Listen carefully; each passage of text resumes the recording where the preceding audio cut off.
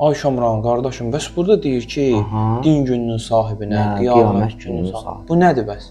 Bax, Maliki Yevmiddin, yəni din gününün, qiyamət gününün sahibinə. Ümumiyyətlə Quranda harda yevm sözü keçirsə, orada Yevmiddin sözü keçirsə, bil ki, orada Allah Teala qiyamətdən danışır. Bəs niyə Fatihə surəsində Allah deyir ki, burada qiyamət gününü xatırladır bizə?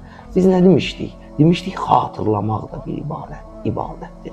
Bax, qiyam, qiyamət, qamət sözləri hamısı eyni kökdən gəlir.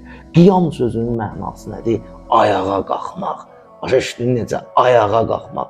Yəni ki, qiyamət günündə bütün ruhlar, nə qədər ki ruh var, yəni hər bir kəs, yaradılmış hər bir varlıq, bütün mövcudat ayağa qalxacaq, qiyam edəcək. Bax, qiyam sözü, buradan gör, qiyamət sözünün kökü də odur.